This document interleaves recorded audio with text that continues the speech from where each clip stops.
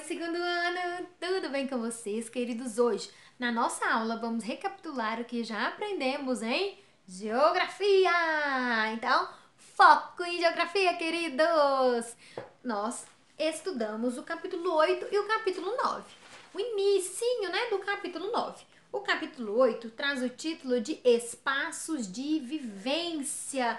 Existem muitos espaços e os espaços têm as suas funções. Mas por quê? E como aconteceu? Olha só, o ser humano, eles foram transformando os ambientes a partir de suas necessidades. Então, antes aí, talvez, uma pessoa, uma criança, adolescente, cresceu, casou, precisou sair de casa, não tinha casa. Então, o que ele fez? Foi lá e construiu a sua casa, a sua própria casa, moradia, né?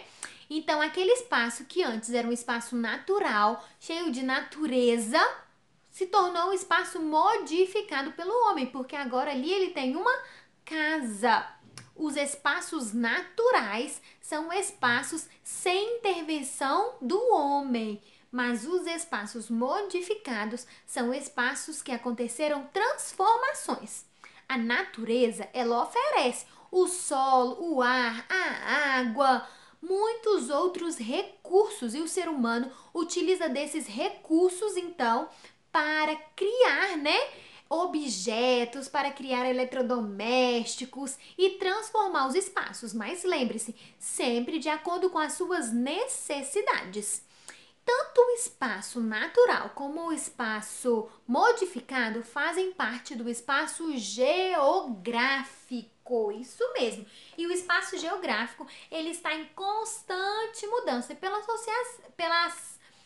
sociedade, né, que vive ali em determinado lugar. Nós, né, seres humanos, temos muitas necessidades. Temos necessidades de alimentação, necessidades de moradia, necessidades de lazer também. E existem muitos lugares que são lugares naturais, mas esses lugares naturais também têm suas funções. Por exemplo, a praia. A praia é um lugar natural, mas tem funções. Então, são ambientes, espaços que têm alguma utilidade, né, para o ser humano. A praia, por exemplo, serve de lazer, ela serve também para a pesca, para o turismo, um jardim, um pomar cheio então ali de árvores frutíferas, árvores que dão frutos. Ele vai servir sim para o ser humano. Para quê? Para a alimentação. Então, muitos lugares naturais também ajudam, né, auxiliam o ser humano. Então, são lugares que têm funções de colaborar aí para o melhor estilo de vida das pessoas e atender às suas necessidades.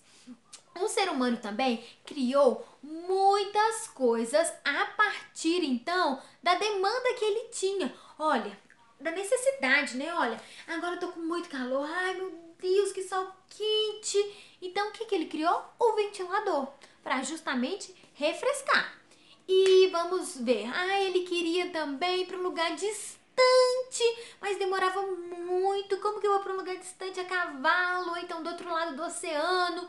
Foi se criado então o avião, a partir de demandas que surgiam, são necessidades que surgiam, então o ser humano foi criando invenções. A outra, por exemplo, o telefone. O telefone, né, as pessoas antigamente usavam cartas ou então demoravam até outro chegar, né, em determinado lugar para passar o recado. Então, foi inventado o telefone, depois o telefone, o celular, hoje em dia já a rede de internet e cada vez a partir da necessidade, eu estou repetindo para não esquecer, a partir da necessidade das pessoas, elas foram criando invenções que facilitasse o seu estilo de vida, facilitasse ali então o dia a dia. Capítulo 9, representações dos lugares, nós aprendemos que existem símbolos que caracterizam, né? E que nós podemos, através deles, identificar desses símbolos, identificar objetos, marcas e lugares. Se eu mostro para vocês a representação do nosso colégio, esse símbolo do nosso colégio, vocês já vão, ó, logo pensarem, olha, colégio adventista. Se eu mostro para vocês aquela marquinha, né, da nossa aula passada da Nike, vocês vão lembrar, por exemplo, talvez de uma roupa da Nike, da bola da Nike. Eu também mostrei para vocês o solzinho. Se eu vejo esse solzinho, eu já identifico, olha, são as lojas ReHap.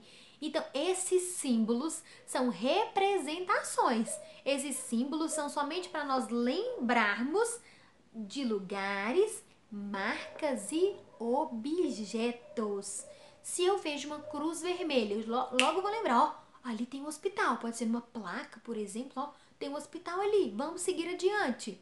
Se eu vejo também um cifrão do dinheiro, eu já vou identificar que está falando de real, que é o nosso cifrão brasileiro, tá bom? E por último, no capítulo 9, nós aprendemos também sobre mapas e símbolos. Nós aprendemos que os mapas são representações dos lugares em tamanhos menores. Eu posso ali então ter, por exemplo, uma casa desenhada em tamanho menor. Essa casa vai ser um símbolo da casa maior. Eu posso ter também, talvez, aí um mapa do Brasil. Esse mapa é uma versão menor do grande Brasil que existe. O mapa, inclusive, ele pode ter os pontos cardeais: norte, sul, leste e oeste. Então, os mapas, eles são representações menores que também podem transmitir alguma mensagem, tanto natural, tanto cultural. Por exemplo, existem mapas que são coloridos, lugares onde tem mais representações da natureza. Então, são mapas com características naturais. Mapas, então, representando, então, algum lugar da superfície terrestre. Pode ser casa, pode ser lugares menores ou lugares maiores, mas sempre o mapa é uma representação menor. Inclusive tem um exemplo aqui para vocês de um dos primeiros mapas que já existiu, que foi esculpido em uma pedra. Ok, queridos? Agora é com vocês. Bom estudo, recapitulem o que nós aprendemos através das páginas. Eu vou deixar na descrição as páginas que devem ser estudadas, tá bom? Um beijo. Qualquer dúvida, fala com a Pro. Tchau, tchau, queridos.